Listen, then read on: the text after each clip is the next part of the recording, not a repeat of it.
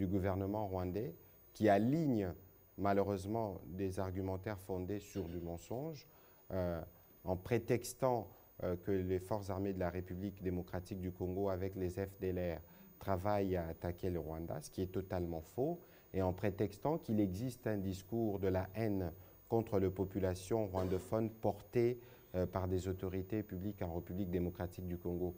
Ce qui est totalement faux parce que vous êtes là, vous pouvez le témoigner.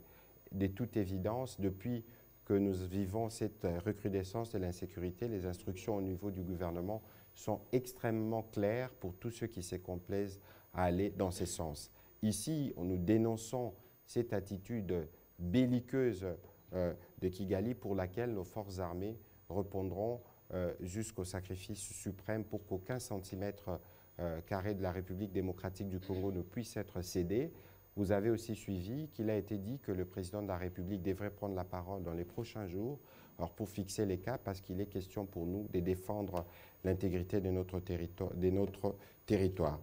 Voilà, on va commencer avec la série de questions. On va commencer par Paul Matendo.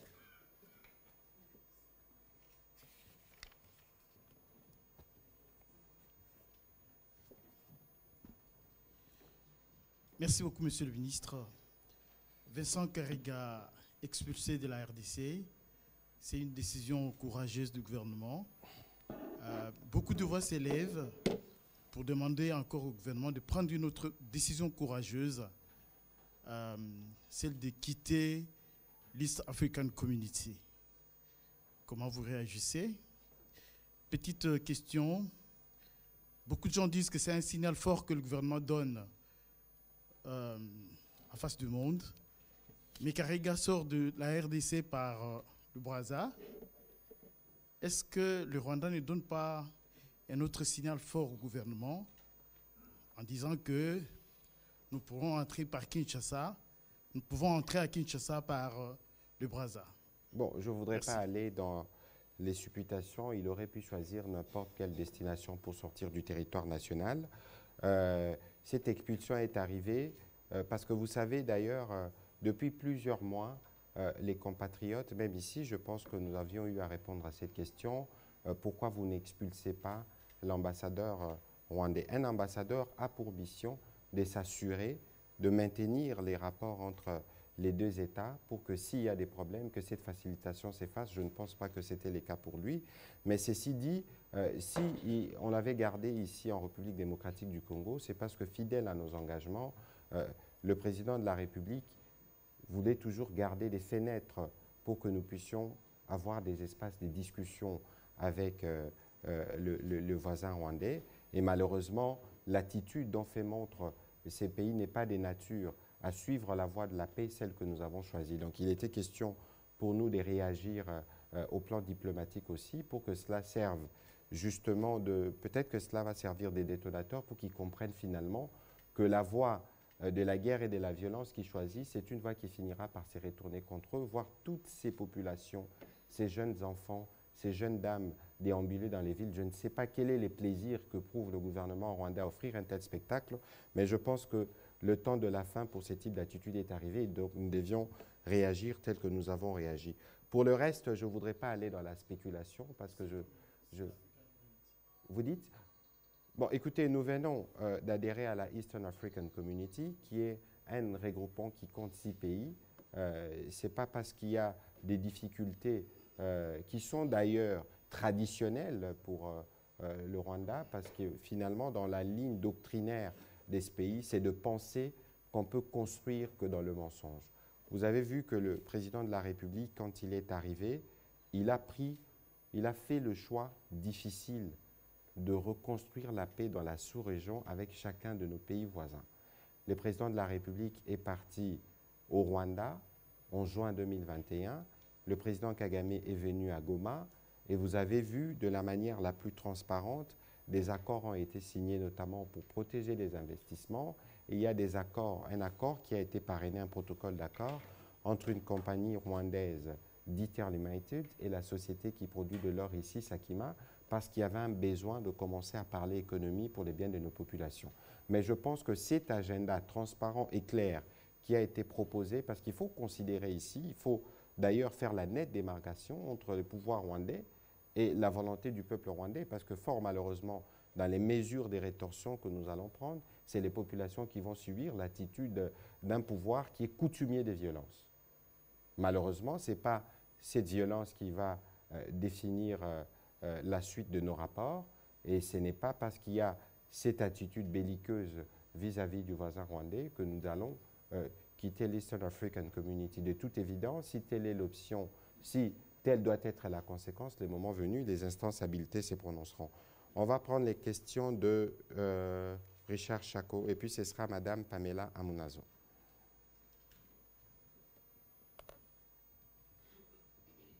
Merci beaucoup, Monsieur le ministre. Deux questions. Plusieurs sources locales au niveau du Nord Kivu renseignent que la chute de Kiwanja et des retours au centre aurait été facilitée par non seulement l'implication de certains hauts gradés de l'armée congolaise, mais aussi de l'armée ougandaise, comme ce fut le cas de Bunagana. Alors je voulais savoir où se situerait la responsabilité de l'Ouganda dans la crise sécuritaire dans l'Est du pays. Deuxième question, Monsieur le ministre. La situation qui traverse le pays appelle à une mobilisation générale de la population et pourquoi pas de la classe politique congolaise. Est-ce qu'aujourd'hui, le président de la République est-il disposé à recevoir ou à réunir toute la classe politique congolaise pour recueillir les avis des uns et des autres afin de résoudre la question de l'Est? Merci. Alors, je veux commencer par la deuxième question, parce que c'est une question qui fait l'unanimité. Et je dois vous rappeler qu'au regard de l'évolution de la situation sécuritaire aujourd'hui, ainsi que des rapports diplomatiques avec le Rwanda, vous constatez que la volonté du Rwanda, c'est de faire la guerre de manière permanente à la République démocratique du Congo. Et la guerre qui nous est faite aujourd'hui, ce n'est pas une guerre qui est faite au président Tshisekedi intuitu personné, c'est une guerre qui est faite à tous les Congolais. Parce que pendant 25 ans, les rapports existent, ils se sont construits sur le malheur du Congo. Des réseaux qu'on démantèle, des projets des raffineries. Encore aujourd'hui, la ministre de Mines me disait que le Rwanda avait adhéré au processus de Kimberley alors qu'il ne dispose pas des diamants dans son sous-sol. Donc, il y a un réseau de trafic qu'ils ont toujours voulu entretenir. C'est les réseaux qui leur permettent de survivre et de construire leur économie. Vous avez vu que le président de la République leur a fait une proposition à table de manière transparente. Venez, on va voir s'il y a des opportunités pour qu'on puisse y travailler. Clairement, ça ne les intéresse pas de faire les affaires de manière transparente parce qu'ils se sont construits justement dans les pillages des ressources tels que bien souvent documentés. Donc aujourd'hui, il est clair, le président de la République s'exprimera, il pourra de manière claire fixer le cap par rapport aux préoccupations qui sont les vôtres, mais il y a un point commun qui nous unit tous ici, c'est la patrie. Et moi, je n'ai pas entendu, même si d'autres se font encore silencieux, mais je n'ai pas entendu de voix qui soit discordante sur la nécessité de mettre fin à cette situation, de part et d'autre d'ailleurs. Donc il y a un besoin pour nous, plus qu'avant, de nous mettre ensemble parce que finalement, lorsque vous regardez la situation de manière générale, vous voyez que nous faisons beaucoup d'envieux. Le prédécesseur qui est passé devant vous a fait des insinuations sur Brazzaville, je ne voudrais pas le suivre dans ce schéma-là, mais il faut considérer que la reconstruction, les développements de la République démocratique du Congo aura un effet contagieux sur la région. Je n'ai pas envie de nous rappeler les années 70, les années 80 et les rôles que la RDC jouait pour le monde à l'époque. Et donc, on peut comprendre que le calcul stratégique de certains, c'est de considérer que le Congo doit rester faible. Mais le Congo ne peut demeurer dans la faiblesse que si nous, les leaders congolais, nous continuons à être divisés, y compris sur ce qui nous est les plus précieux. Ce qui nous est les plus précieux aujourd'hui, c'est les Congos, pour lequel jeunes, femmes, journalistes, nous tous, nous devons être au front pour défendre notre patrie, c'est la seule que nous avons. Ce n'est pas parce qu'il ne faut pas laisser les gens penser qu'ils peuvent s'hasarder à prendre 1 cm² du territoire que, bon, voilà, les Congos est trop grand pour être gouverné par des Congolais. Ce n'est qu'en lançant un message, une réponse d'unité que nous pourrons démontrer à la face du monde que nous sommes nous-mêmes les mieux placés pour assurer notre défense.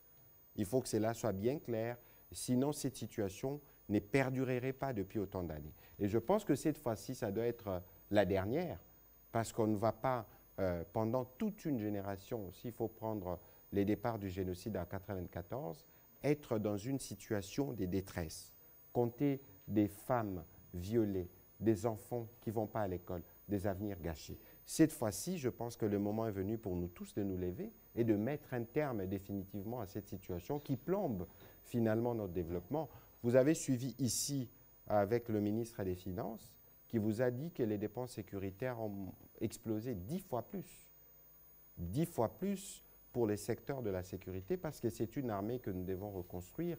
C'est dans l'armée au sein de laquelle vous devez former, vous devez faire des programmes d'équipement en munitions. Vous savez entre-temps qu'il y a un programme de nettoyage qui s'est fait au sein de l'armée. Et d'ailleurs, je pense qu'on a profité pour lancer ces offensives parce qu'à peine il y a eu un nouveau commandement militaire qui a été mis en place, à la demande d'ailleurs des notables des provinces touchées par l'insécurité, parce qu'on savait que de ce côté-là, il y avait des complices, il y avait des traîtres qui permettaient à la situation de se pérenniser. Et donc, lorsque le président de la République fait le choix de nommer un nouveau commandement, il y a forcément des intérêts qui sont perturbés et il y a forcément dans ça le besoin de donner un coup pour dire, bon voilà, ce n'est pas parce que vous avez mis un nouveau commandement que vous allez penser nous dissuader dans l'œuvre, dans les basses œuvres dans lesquelles ils sont, parce qu'ils ont malheureusement de relais qui sont ici. Et ce que vous dites, il y a évidemment au sein de l'armée les renseignements militaires qui travaillent au quotidien pour arriver à déceler tous ceux qui sont traîtres et tout. Il y a évidemment lorsqu'il y a des situations, par exemple la chute, comme vous aviez dit, des localités, il y a des responsabilités qui doivent être établies et il y a dans la chaîne du travail qui s'est fait au niveau de l'armée, on situera les responsabilités. Vous avez vu les images qui ont circulé, des choses qui ont été dites. Il existe un auditorat et des services judiciaires au sein de l'armée qui pourront, le moment venu, établir les responsabilités qui ont justifié cette situation. Alors, vous avez parlé de l'armée ougandaise. Ce qu'il faut savoir, d'abord, c'est que nous sommes en train d'opérer avec l'Ouganda de manière claire à Béni contre les terroristes des ADF. Nous avons évidemment entendu des informations dans ce sens, disant qu'il y a eu une implication, qu'il y aurait eu une implication de l'armée ougandaise dans les événements qui se sont passés. C'est des faits qui sont en train d'être retracés. Et les moments venus, dès que les détails seront prêts, nous pourrons vous donner la position du gouvernement quant à ça. Voilà, on va prendre les questions de Madame Pamela Amunazo, puis ce sera Clément Mwamba. Merci, Monsieur le porte-parole, pour la parole. J'ai 3 petites questions. La première, Vincent Karega quitte la République démocratique du Congo. Qu'est-ce que ça va changer à la situation actuelle? La deuxième question, Monsieur le porte-parole, concerne la situation dans l'Est, ce qui s'est passé notamment le week-end. Selon certaines sources, les forces armées de la RDC n'ont pas combattu pour protéger ou sauver, on va dire, Rutshuru Centre et Kiwanja. Est-ce qu'aujourd'hui, à ce jour, on peut dire que l'armée est capable de ramener la paix dans cette partie sans qu'il y ait négociation ou uniquement avec les armes? De toute évidence, on nous force la main justement pour aller négocier avec des groupes terroristes. Ici, si vous avez suivi les communiqués, peut-être que les gens ne les savent pas, qu'il existe un centre conjoint des opérations entre la République démocratique du Congo, nos forces armées et la MONUSCO, qui opèrent avec des drones de surveillance, qui voient les mouvements qui s'opèrent au niveau de la frontière. La nuit, des colonnes, des militaires qui viennent, qui opèrent, parce que comment expliquez-vous que le secrétaire général des Nations Unies, lorsqu'il parle du M23, il reste diplomate pour ne pas citer les Rwandais? Vous avez suivi le propos de Mme Bintou à propos, c'est une armée étrangère qui opère sous les couverts des autres. Donc, dire que les forces armées de la République démocratique du Congo n'ont pas combattu, moi je ne voudrais pas aller ou tomber dans les pièges de tout ce qui circule sur les réseaux sociaux. Il faut savoir qu'il y a beaucoup de manipulations et il faut savoir que la situation opérationnelle sur terrain, elle est très dynamique. Vous pouvez penser qu'ils ont cédé cette localité, mais peut-être que c'est une stratégie de contournement. Peut-être qu'on s'est dit par rapport au feu que l'ennemi peut avoir, On peut perdre une bataille, mais perdre une bataille ne veut pas dire perdre la guerre. Et donc, c'est pour ça que sur toutes ces informations qui viennent du front, il faut toujours avoir un certain filtre, un certain recul. Mais pour ce qui reste, les responsabilités seront établies. Nous faisons les suivis, en tout cas au niveau de l'armée, il y a un suivi qui est fait avec le nouveau commandement militaire pour s'assurer que nos militaires disposent de tout, parce que d'abord, ils sont mus par une raison qui est juste, la défense de notre territoire. Pour les restes, il y a évidemment des questions sur les terrains, des difficultés opérationnelles qui sont inhérentes dans toute guerre. Vous pensez regarder ce qui se passe en Russie. On pensait que l'Ukraine serait un boulevard, ce qui ne l'est pas. Et donc, il ne faudrait pas qu'on essaye de spéculer beaucoup sur des questions aux opérationnels. Alors, Karega out, qu'est-ce qui change? Mais tout change. Parce que justement, il était des traits d'union qui symbolisaient l'existence des rapports entre les deux États. Le fait qu'il ne soit plus là donne un message qui est clair pour ce qui concerne la République démocratique du Congo. Juste une dernière question, permettez-moi, c'est par rapport à l'assistance humanitaire. En quoi va-t-elle consister exactement? Alors, je crois que le ministre des Affaires humanitaires avait réuni la semaine dernière les organisations qui opèrent.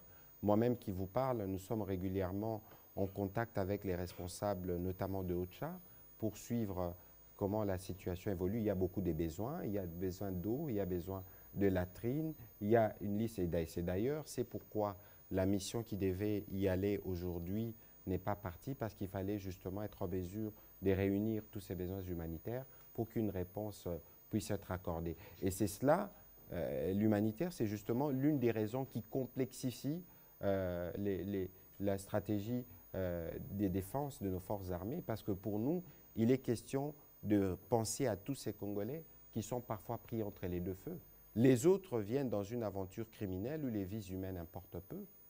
Mais nous devons penser à la sécurité des Congolais et être sûrs qu'ils subissent le moins des dégâts de ce qui se passe. Et là, d'ailleurs, c'est extrêmement choquant de voir qu'il y a tous ces humanitaires qui opèrent, de voir que beaucoup de pays occidentaux sont assez frileux pour dire le mal là où le mal s'est fait.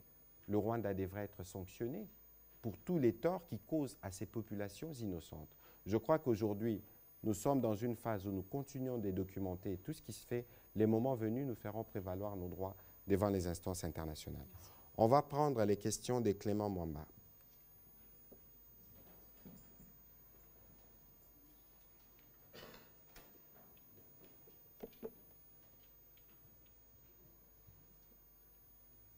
Merci, Monsieur le Ministre. Monsieur le Ministre, le pays est en guerre. Ma préoccupation est celle de savoir pourquoi le gouvernement congolais refuse d'admettre qu'il a conclu un accord d'achat d'armes et d'hélicoptères avec le gouvernement russe. Et deuxième préoccupation, celle de savoir, il y a une vingtaine de journalistes qui sont traqués par le M23, cachés à Rutshuru.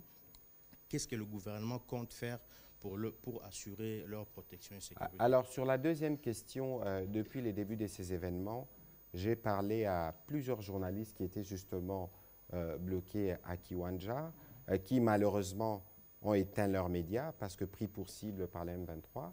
C'est vraiment tout ce qui existe de criminels qui opèrent dans cette partie du pays, parce que refuser aux journalistes d'opérer parce que vous voulez les prendre pour des vassaux, c'est tuer la liberté de la presse. C'est pourquoi nous nous battons au quotidien, parce que pour nous, nous pensons que les journalistes doivent être en mesure de témoigner, de montrer ce qui se passe sur terrain. À propos, nous étions en contact étroit avec la MONUSCO. Je pense qu'ils étaient une vingtaine. On a réussi à ramener sur Goma une douzaine et nous continuerons de suivre la situation avec la MONUSCO pour être sûr que les journalistes reviennent à un endroit où leur sécurité est assurée pour qu'ils continuent à faire leur travail. Sur la question russe, mais il n'y a rien à nier parce qu'il n'y a pas d'accord qui a été signé. Je pense qu'il y a eu une mise au point qui avait été faite au niveau du ministère de la Défense. Et si je peux me permettre d'aller dans le détail, il y a eu des contacts à l'époque du ministre Moukena, paix à son âme, d'une société russe dont je n'ai pas retenu le nom, qui voulait fournir de services aux forces armées de la République démocratique du Congo. Mais c'est une démarche qui n'a pas abouti. Et lorsque cela s'est fait dans un contexte où nous n'étions pas encore dans une situation de guerre avec l'Ukraine. C'est dans ces mêmes ordres que je pense que les Russes avaient fourni une assistance militaire aux forces armées de la République démocratique du Congo, mais c'est là en février 2021, si ma mémoire est bonne, mais cela a été fait, cela a été notifié par les Russes aux Nations Unies. C'est justement ces régimes d'embargo que nous combattons parce que chaque fois que nous recevons des armes, ces armes doivent être tracées, on doit savoir d'où c'est venu. Et donc sur la question de Russes, pour terminer, le président de la République a été très clair. Nous étions avec lui à Londres à l'occasion de l'Africa Summit où on lui a posé la question si il allait recourir au groupe Wagner pour assurer la sécurité ici. Il dit on ne va pas recourir à une milice pour régler des problèmes des milices.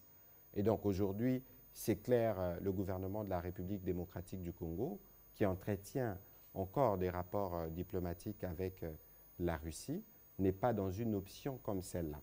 Parce que je sais que la participation de mon collègue de la Défense à une conférence organisée en Russie il y a quelque temps fait beaucoup jaser, mais je pense que les gens doivent savoir que même lorsqu'il y a la guerre, et le président de la République l'a dit, il doit toujours avoir de moyens de communiquer. Donc, de ces points de vue, cela doit être bien clair. Mais ceci pose la question, et d'ailleurs, je voudrais vraiment que nous, tous les Congolais, on prenne conscience que notre défense ne peut être mieux assurée que par nous-mêmes.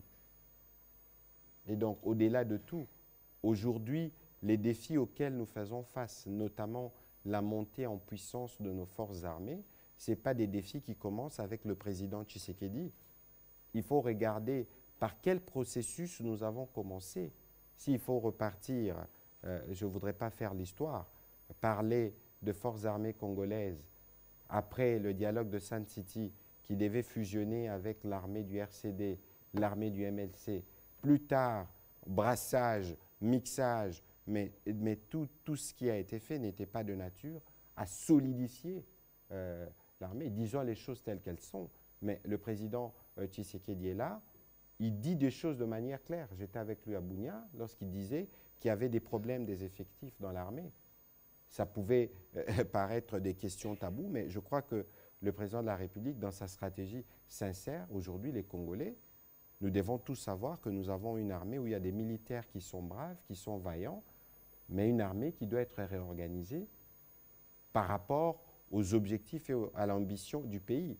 C'est pour ça que dans cet ordre, il est prévu d'ici la fin de cette année les recrutements des 18 000 jeunes pour l'armée et de 6 000 pour la police. Et les budgets IAFRAN a été mis de côté. Je ne pense pas qu'il y a déjà eu un effort aussi massif, une volonté aussi claire de restructurer notre armée. Et tout ce que nous subissons aujourd'hui comme attaque à l'est de la République, c'est pour être sûr que nous n'ayons pas suffisamment de temps pour réorganiser notre puissance de feu. Parce que lorsque nous aurons réalisé notre puissance de feu, les autres n'existeront pas. Malheureusement, entre États, ce qui doit compter, c'est les rapports de force. Mais quoi qu'il en soit, nous avons la détermination autour du président. Et c'est cette détermination que tous les Congolais doivent avoir. Défendre la patrie ne veut pas forcément dire toucher les armes, mais vous pouvez, avec votre micro, défendre la patrie. Il faut que cela soit bien noté de tous. On va prendre les questions de Marlon Kachamou.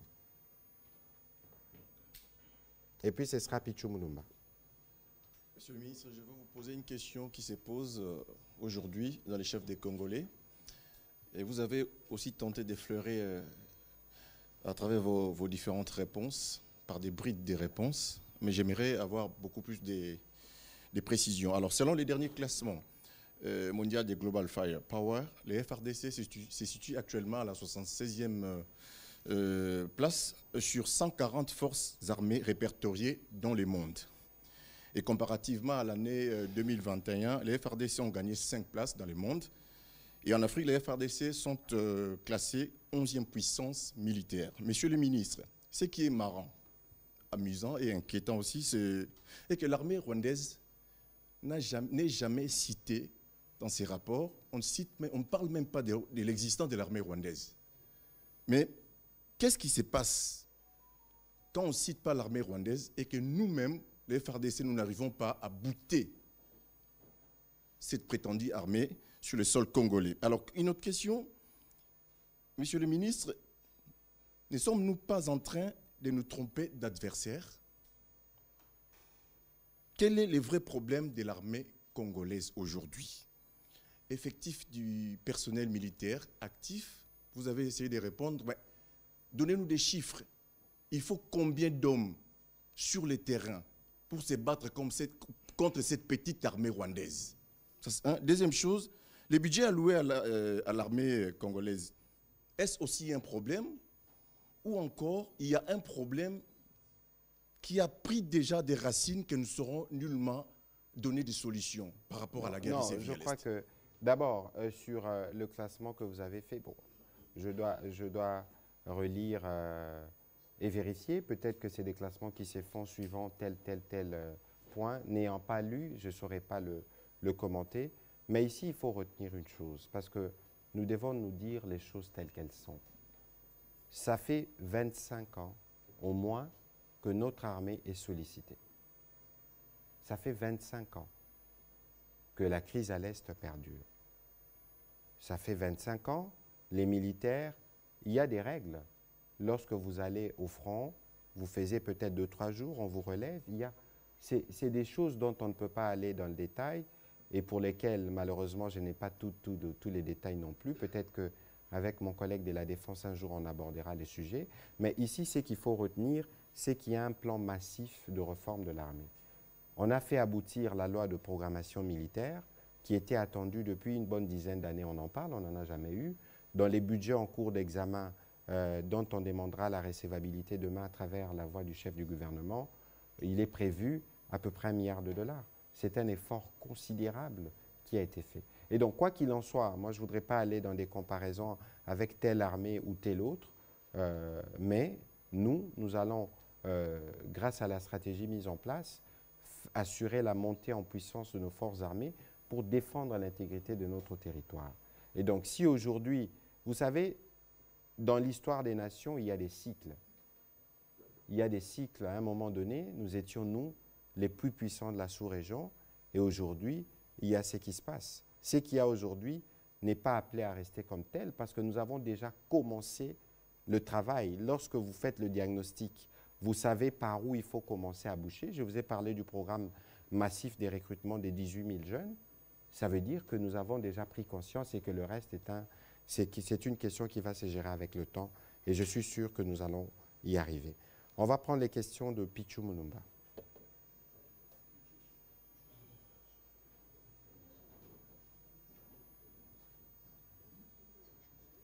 Merci, Monsieur le ministre, pour la parole. J'ai juste, je crois, 2 petites préoccupations. Vous l'aviez dit d'ailleurs que les pays occidentaux sont encore loin d'indiquer le mal par rapport à ce qui se passe dans l'Est. Aujourd'hui, tout est clair, on le sent, l'hypocrisie et l'indifférence de cette communauté internationale dans des appels clairs lancés et le preuve brandie par votre gouvernement. Il y a des analystes qui font même une corrélation directe entre la vente des blocs pétroliers et gaziers et la recrudescence des combats du coup lancés par les M23. Si tel est le cas, la RDC n'est-elle pas en face d'une guerre contre les puissances qui pillent depuis toujours les ressources naturelles dans l'Est, les mêmes puissances que vous, les gouvernements congolais, appellent pour stopper l'agression? Et si vos cris de dénonciation ne sont pas entendus, quel est le plan B? Bon, écoutez, il n'y a qu'un seul plan que nous devons avoir, c'est d'être en mesure d'assurer la défense de notre territoire.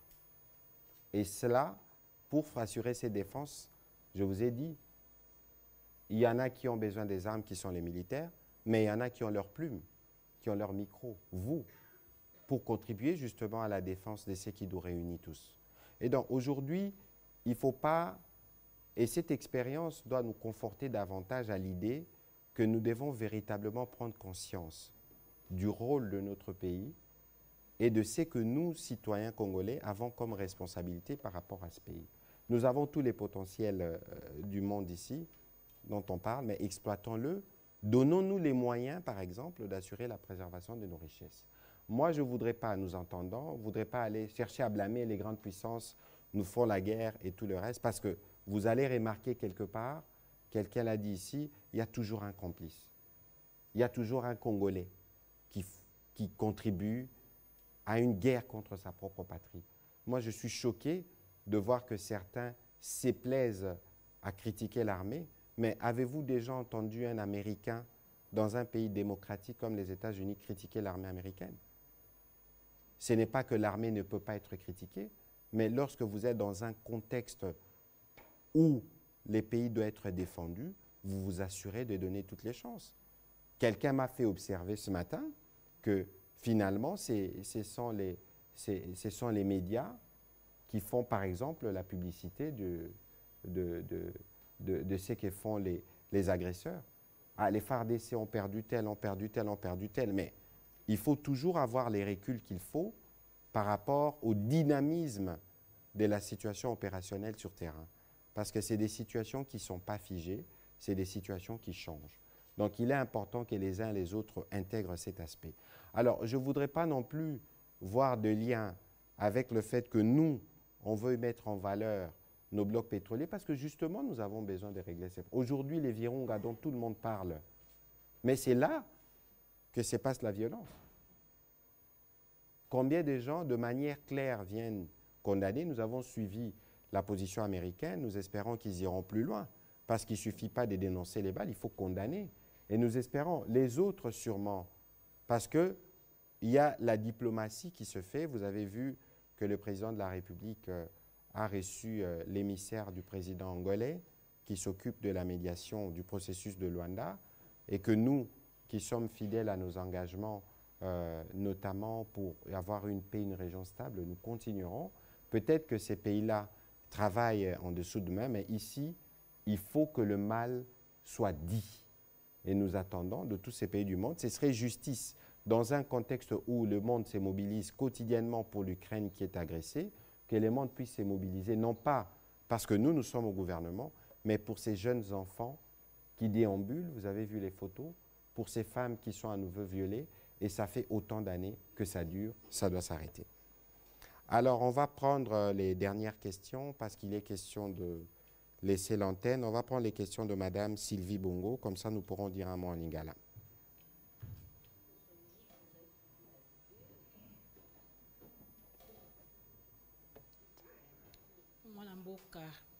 Patrick Mouyaya, merci. Nalibako pesi lisusu. Mutuna nanga ya liboso ezali bopona na mituna mibale. Na 2013, M23 balunga kiango. Na FRDC na biso kaka mokoyo. Na moto ya mboka alaki bongo mwana mboka Joseph Kabila Kabange. Avantage ezali lelo komona ete azana mboka chef d'état-major général à l'époque général Didier Tumba azana mboka ba acteur moi mingi o babundaki pona likambo bazana mboka.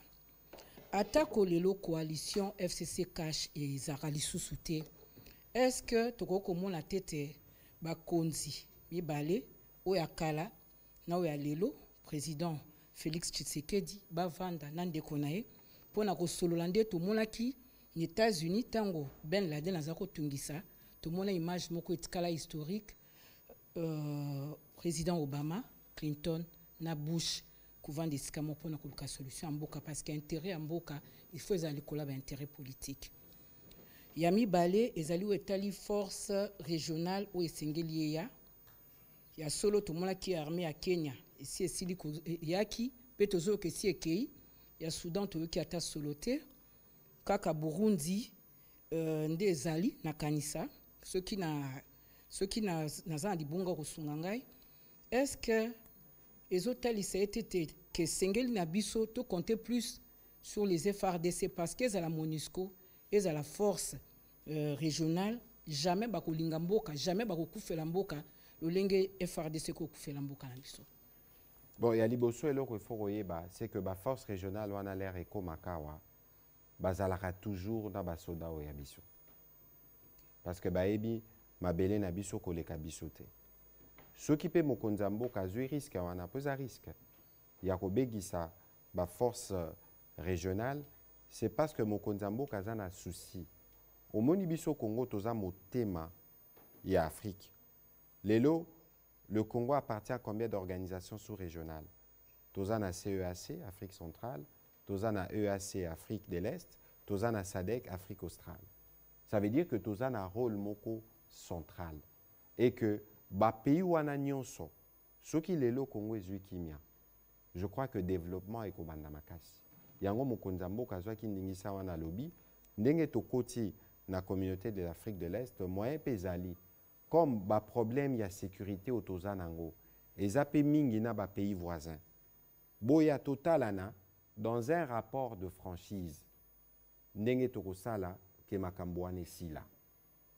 Mais malheureusement, ba voisins obino boyebi, baza na attitude o wana te. Parce que bazoyaka na décision à lokuta.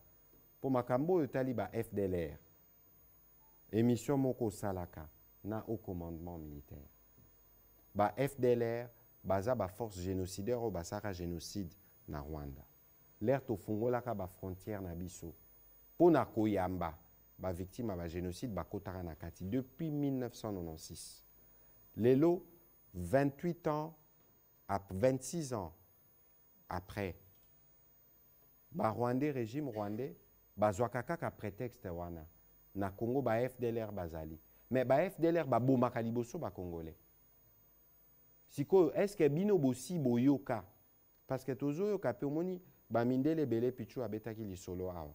Bozo linga ko tchada balance ba FDLR na ba M23. Les M23 est une force terroriste où ils ont occupé la localité na biso, où ils ont boma mibali basi pe bana, ils ont monana. Ba FDLR, bosi boka FDLR et koti na Rwanda. Ce qui bazalaka. Po ba force o ya biso. To si to préparer pe document moko to démontrer que waneza ba raison ya lokuta. Waneza ba prétexte oyo bazana ba agenda caché nde to lobana lopoto o balingi Congo ezala na kimia te po bango ba continuer ko prospérer na mukongo wa Congo kasi lelo biso nyonso na sima président Tshisekedi toza rotelema evre wana ekosimba te na motuna na yo olobi makambu ya M23 ndenge salamaka na 2013 omoni mama Sylvie il faut